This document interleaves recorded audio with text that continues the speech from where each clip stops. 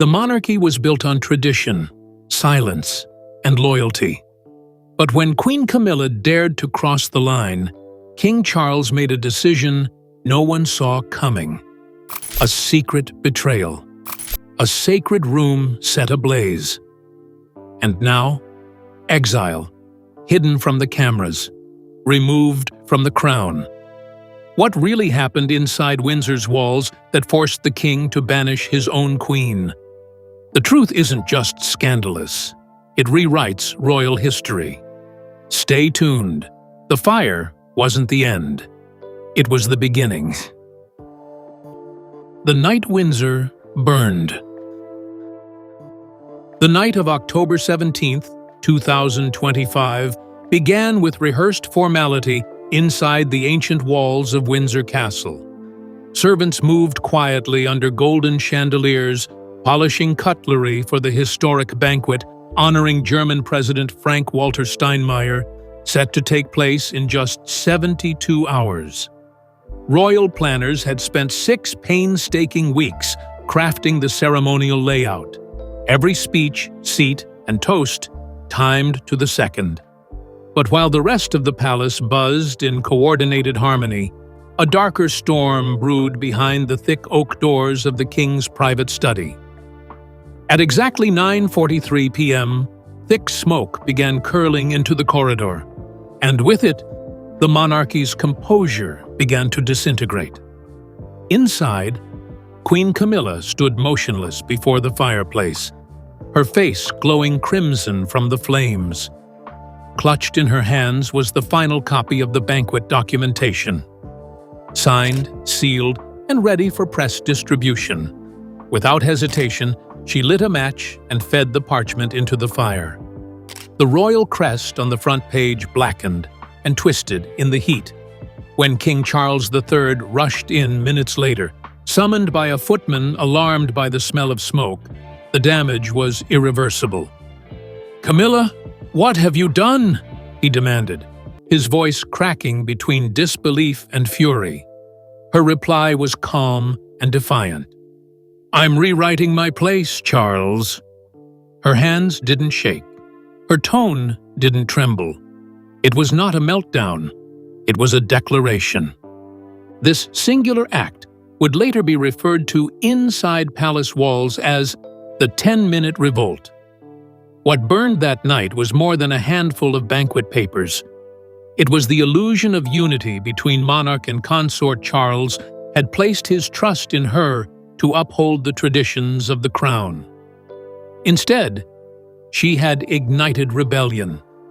Within 24 hours, rumors whispered their way through the marble corridors.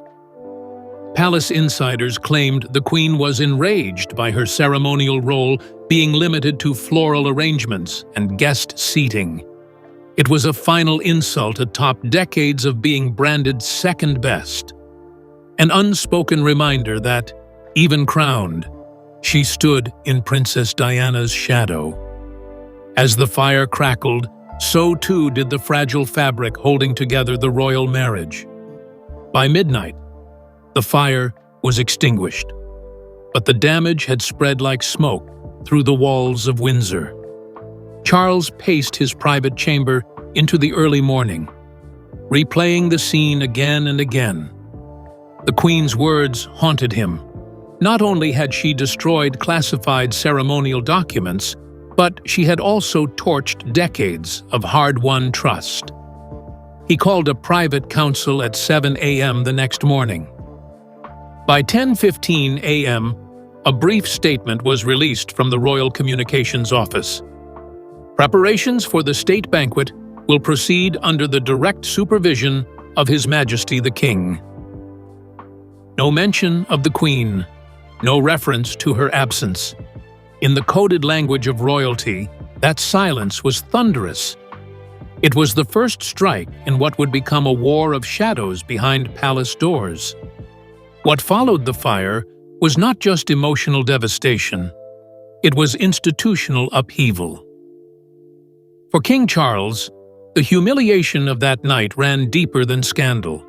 It struck at the core of his authority, The Queen's silent rebellion had exposed a rift that could no longer be concealed beneath smiles and tiaras. Though the monarchy presented a flawless front to the public, inside Windsor's stone walls, power was shifting. And as the palace braced for the banquet, a different crisis unfolded just beyond the reach of the press. Charles's humiliation at the state banquet. On the evening of October 20th, 2025, the grand banquet at Windsor Castle unfolded with perfect precision. At least to the public eye, glittering chandeliers, gold-embroidered napkins, and a meticulously arranged seating chart awaited President Frank Walter Steinmeier and his delegation. But what no one saw was the silence echoing behind the scenes. Queen Camilla was there, draped in royal blue, but her name had been stripped from every printed program, not a single mention. She walked the halls like a ghost in her own kingdom. Behind the curtain of royal decorum, King Charles III stood as the lone sovereign host. According to insiders, he had taken direct control of every detail in the 72 hours following the fire. The menu had been redrawn, the seating reassigned, and the press briefings rewritten, all without Camilla's input. During the toast, Charles praised Anglo-German relations and mentioned Princess Anne, Prince William, and even Catherine, the Princess of Wales, for their roles in organizing the event. The Queen's name was conspicuously absent. For a woman who had endured decades of public scrutiny to earn her place at his side, it was a silent but devastating erasure. The humiliation didn't stop there. In the official banquet photos released at 8 a.m. the next morning, Camilla's image appeared blurred or cropped out in 4 of the 7 shots published by The Times. The royal press office claimed it was unintentional framing, but palace insiders knew better. A senior aide confirmed anonymously that Charles had quietly requested minimal press focus on the Queen. Her presence had become a liability, a reminder of a scandal the monarchy could not afford. Camilla sat through the entire event smiling, nodding politely. But behind the pearls and posture, a storm brewed. Even foreign diplomats noticed the shift. The German ambassador was overheard asking a royal protocol officer why Camilla had not been listed in the official program. The reply was simple: Her Majesty is attending in a private capacity tonight. It was the same language used for distant cousins or minor royals, not a queen consort. This subtle but brutal downgrade in her role shocked even seasoned observers. The palace had turned its back on her without a word, and in royal politics, silence is a blade sharper than scandal. Charles, once desperate for public acceptance of Camilla, had now buried her from sight, at least in the eyes of the nation. But what the palace underestimated was Queen Camilla's capacity for survival. She had endured 30 years of being the woman history tried to erase public scorn, tabloid mockery, and even royal cold shoulders had failed to break her. This time would be no different, or so she believed. Humiliated yet unbowed, Camilla returned to her private wing of the palace that night with a single thought. If the monarchy would not acknowledge her, she would no longer acknowledge its rules. And so, the seeds of rebellion began to sprout. Seeds of rebellion. The moment that broke Queen Camilla didn't happen in front of a fireplace or during a grand banquet. It occurred quietly 4 days earlier, on the morning of October 16, 2025. Inside the formal reception room at Windsor Castle, sunlight streamed through the tall windows as King Charles III presided over a strategic planning meeting for the upcoming state banquet. Present were Prince William, Princess Anne, and Catherine, Princess of Wales. Camilla sat at the far end of the polished table, her expression calm, waiting for her role to be defined. What came next felt like a public demotion wrapped in polite words. Charles assigned each family member significant responsibilities. William would lead the evening with a keynote toast, his charisma and statesmanship perfect for foreign diplomacy. Ever the disciplined royal, would coordinate with the Foreign Office on security and protocol. Catherine, with her poised modern image and global appeal, was entrusted with press strategy and public imagery. Then came the pause, longer than necessary. "Camilla," Charles finally said, "you'll oversee banquet seating and reception decor."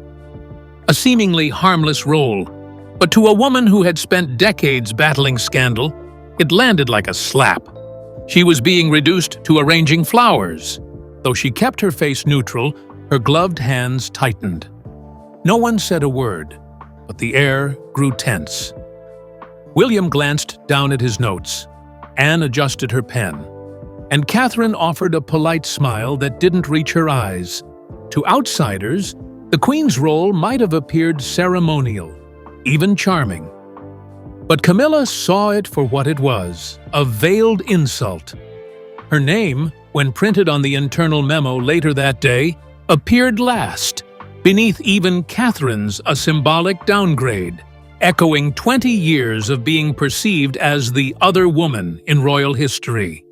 The ghost of Princess Diana, whose portrait still hung nearby, seemed to watch in quiet judgment. That afternoon, Windsor was alive with movement. Florists debated color schemes, secretaries coordinated guest arrivals, and crystal was unpacked by the crate. But Camilla remained locked in her private suite. The tea brought to her at 2:15 p.m. went cold. Her mirror reflected the picture of calm, but her mind raced with silent fury. Her longtime aide, Mrs. Hill, hesitated before speaking. "Shall I confirm the seating with His Majesty?" Camilla's answer came softly, but dangerously clear. "No, Mrs. Hill, tonight. We arrange things differently." It wasn't the words that chilled the staff. It was the tone. Cold. Resolved. Like a woman who had finally stopped asking permission. By 6 p.m., as the castle quieted, Camilla's desk was lit by a single lamp. She spent hours reassigning guest seating, scribbling on note cards, even striking out names she personally disliked. What began as a ceremonial responsibility had become her first act of silent rebellion. She didn't shout. She didn't confront. She simply acted. When Charles reviewed the final documents the next morning and noticed the changes, he was livid. But by then, it was too late. The Queen had begun reclaiming power one gesture at a time. Her message was clear. If the monarchy continued treating her like an outsider, she would act like one, and that made her dangerous. But her quiet revolt didn't end with misplaced place cards or unsanctioned decisions. It was only the beginning of something far more personal and far more public. Camilla had crossed a threshold from passive disappointment to active defiance. And when the moment came to burn the banquet plans, she didn't hesitate. The monarchy had made her wait over 50 years for acceptance. Now she would make it wait for obedience. What happened next would send shockwaves through every corner of Windsor's ancient halls. The Study Showdown. The breaking point arrived on the night of October 17, 2025, just after 9:40 p.m. The day had passed in heavy silence, and King Charles III believed the worst was over. He had restructured the banquet plans, tightened control over media, and assumed Camilla would quietly step aside. But while he was on a late video call with Prime Minister Rishi Sunak, Camilla sat alone in his private study, staring at the freshly printed final program, one that erased her name entirely. For a woman who had sacrificed her public reputation for this monarchy, it was a final betrayal. And this time, she would not go quietly. At exactly 9:43 p.m., palace cameras captured a flicker of flame through the stained glass windows of the West Wing. Camilla, dressed in cream silk, stood by the fireplace. In her left hand was the banquet file, in her right, the royal seal. She crossed out "Approved by His Majesty King Charles III" and replaced it with deliberate, looping script. Presided by Her Majesty Queen Camilla. Then, she pressed the seal in red wax and tossed the entire document into the flames. Pages crackled. Gold trim curled into ash. As Charles entered moments later, summoned by alarmed staff, he found his queen bathed in firelight, unblinking, unrepentant. "What have you done?" he whispered. She turned slowly, eyes steady. "You can erase me from the program, Charles, but I won't disappear from history." Her voice was low, even gentle, but it sliced through the room. Charles stepped forward, reaching for the seal. She let it fall to the floor with a soft clink. Neither raised their voices.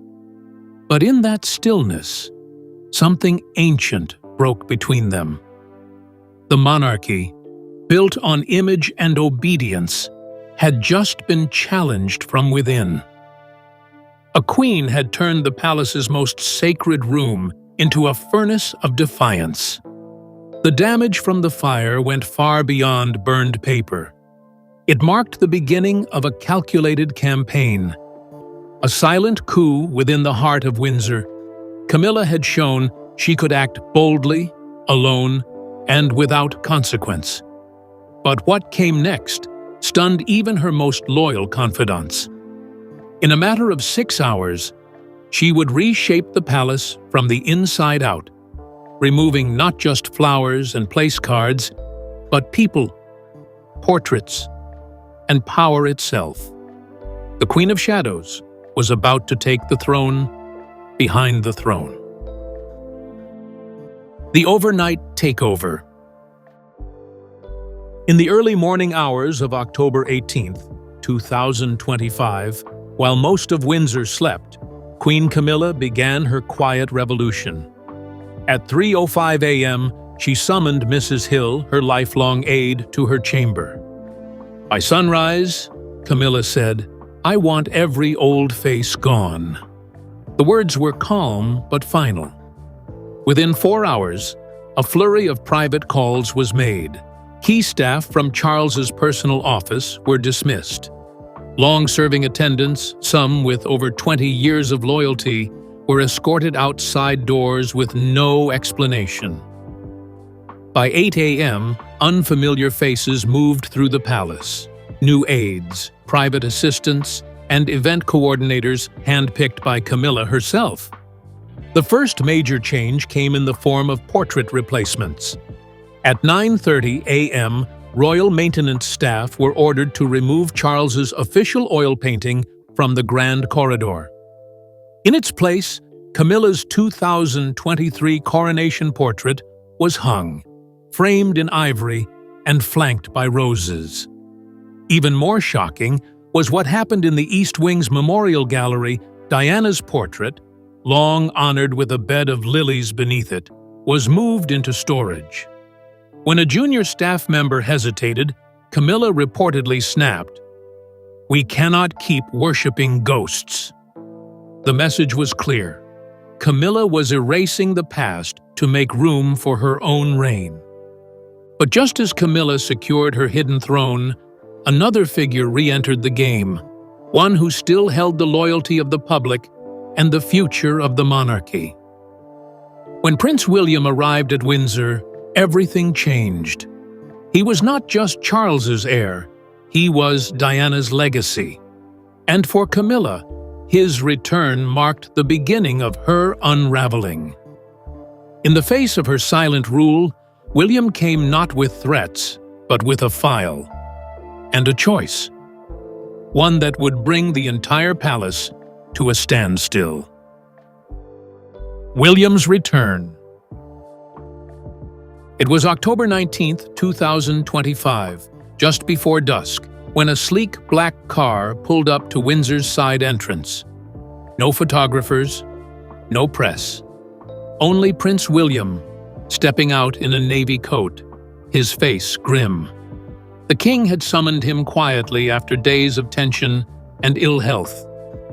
"Your stepmother is turning the family into a stage play," Charles had warned him on the phone at 11:42 p.m. the night before.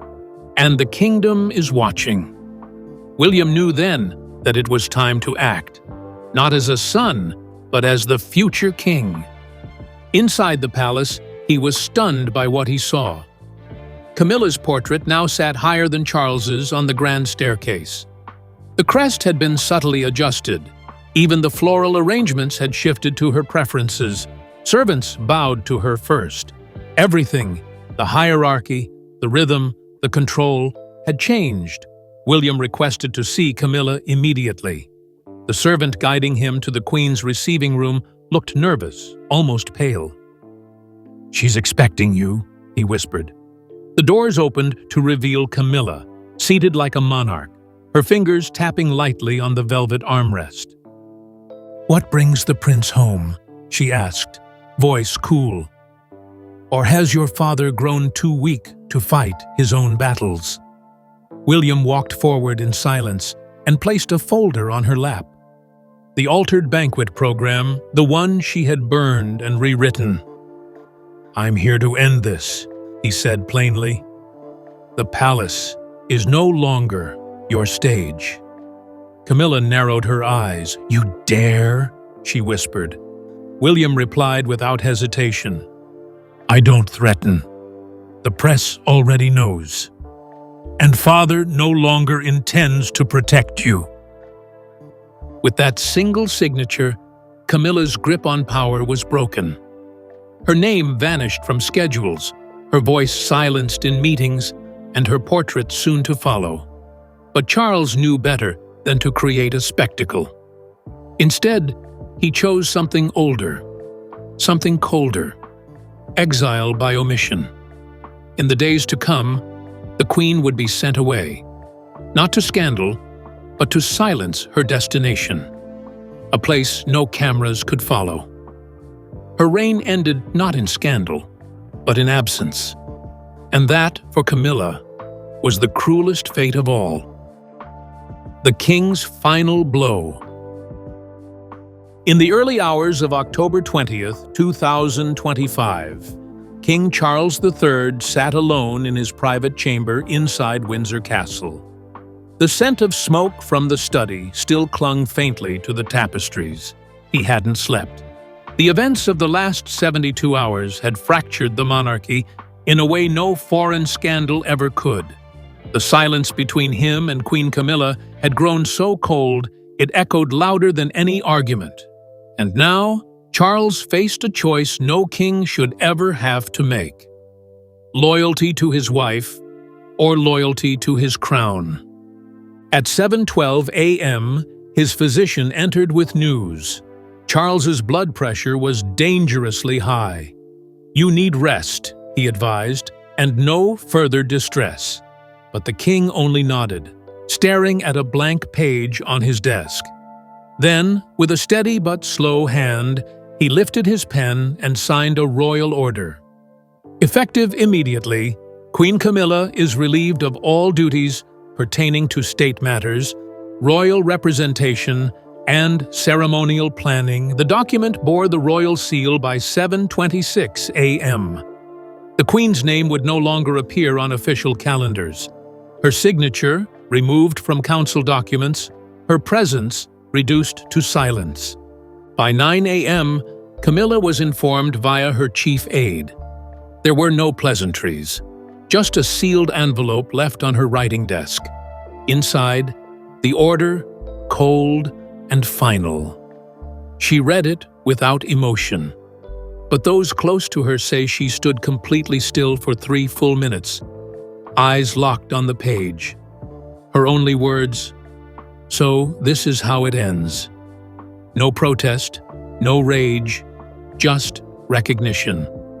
Charles, for all his softness in public, had finally acted like a monarch. And with that act, he dismantled the illusion that their marriage was equal. But exile within palace walls would never suffice. Charles understood that the danger wasn't just in Camilla's actions, it was in her presence. She had defied the throne, embarrassed the crown, and seized control. And so, with one final gesture of absolute power, the king would remove her completely, not in public disgrace, but in private disappearance. No trial, no press conference, just a convoy, a cold dawn, and a destination no one dared speak aloud. The queen would vanish, not with scandal, but with silence. Camilla vanishes from Windsor. At 5:45 a.m. on October 21st, 2025, a black, unmarked convoy rolled out of Windsor's North Gate. Inside the second vehicle, flanked by 2 security escorts, sat Queen Camilla, dressed in gray, her face bare. No makeup, no jewels, no crown. For the first time in decades, she looked not like a monarch, but like a woman unmasked. The public was told she had taken medical leave, but palace staff knew otherwise. She had not been invited to step down. She had been removed. The car journey north lasted 4 hours and 18 minutes, cutting through the damp countryside toward the Abbey of St. Cecilia, an isolated monastery nestled in the Yorkshire Hills. The abbey, once used as a royal retreat in the 1940s, had been closed to the public for decades. Its stone walls were thick, its corridors quiet. When Camilla arrived at 10:03 a.m., the abbess met her at the gate with a bowed head. "We were told you needed solitude," she said. Camilla gave no reply. She entered through the iron gate without looking back. Her quarters were simple: 1 bed, 1 desk, no mirror. The nuns did not call her Your Majesty. She was known only as Lady C. Meals were served in silence. Letters from the outside world were intercepted and screened. A single royal courier was permitted once weekly for supply drop-offs. No personal messages allowed. Camilla spoke to no one for the first 9 days. She walked the abbey gardens in the rain, her only companions the statues and the sound of distant bells. "Do you pray?" a young nun asked one evening. Camilla's reply, "No, I count what I've lost." The crown had been preserved, the scandal buried. But behind closed doors, the palace began to transform once more. This time, not with quiet coups or secret fires, but with the return of faces the public adored. With Camilla gone, the stage was cleared. And into that silence stepped 2 figures who embodied legacy, loyalty, and the people's affection. The future of the monarchy would now be guided by steadier hands, those of William and Kate. A kingdom restored. With Camilla exiled and Charles retreating to private quarters for medical recovery, Prince William and Catherine, Princess of Wales, stepped into the royal vacuum. On October 23, 2025, the couple held a closed-door meeting with the Privy Council at Clarence House. The topic, restoring public trust and quietly rebalancing the monarchy. William, known for his calm diplomacy, immediately assumed the role of acting regent in all ceremonial matters. Kate, beloved by both the press and public, took over royal communications. Together, they became the monarchy's anchor. The first change came in tone. Within 48 hours, new press photos were released. William with Charles at Balmoral, Kate visiting children's hospitals. No mention of Camilla, no references to the past, just soft power, empathy, and national service. By October 25th, public approval for the royal family rose by 17%, the highest spike since 2022. "This is what we've waited for," a royal commentator said live on BBC News. "A return to dignity." Inside Windsor, Kate ordered Diana's portrait to be restored to the East Wing Memorial Gallery. Beneath it, a small inscription was added, "She changed the crown without wearing it." Staff reported a noticeable shift in energy. Laughter returned to the corridors. Orders were given with kindness. The oppressive hush that had followed Camilla's reign lifted Windsor once again felt like the house of the people, not the stage for a single woman's ambition. But no matter how brightly the future glowed, the shadows of the past still lingered.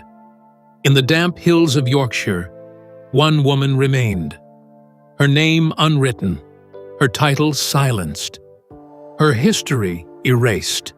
She had once set fire to Windsor's rules in the name of power. Now her flame had gone cold, and as winter crept across the stone walls of the abbey, the former queen sat by the window, watching the fog roll in. Her exile wasn't a scandal, it had become a legend. The fall of the Queen of Shadows. Winter came early to the Abbey of St. Cecilia in November 2025. The wind swept through the hills, brushing frost over stone statues and ivy-covered walls. Inside the abbey, Camilla remained as she had for 40 days, silent, isolated, forgotten. She no longer asked for news. She no longer dressed for meals. The woman who once redesigned Windsor with scented oils and portrait swaps now sat in a plain robe, staring at the gray sky through a narrow window. Her hands, once adorned with rings, were bare. Visitors were forbidden. Her correspondence censored. When the bells rang at 6 a.m., she rose, walked the courtyard, and returned to her room. That was her life now, a far cry from garden parties and balcony waves. The queen who once fought to be crowned now lived without title, mirror, or recognition. Not even the nuns whispered her past. It was as if the world had pressed delete. Even her closest allies in the press had stopped calling. There would be no redemption arc, no memoir, only silence.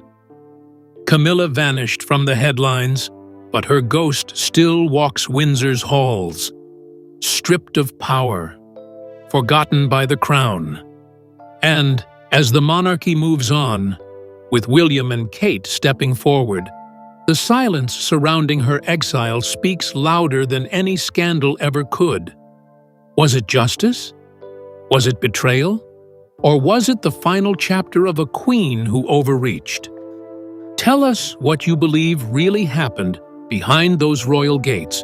Like, comment, and subscribe, because this royal story is far from over.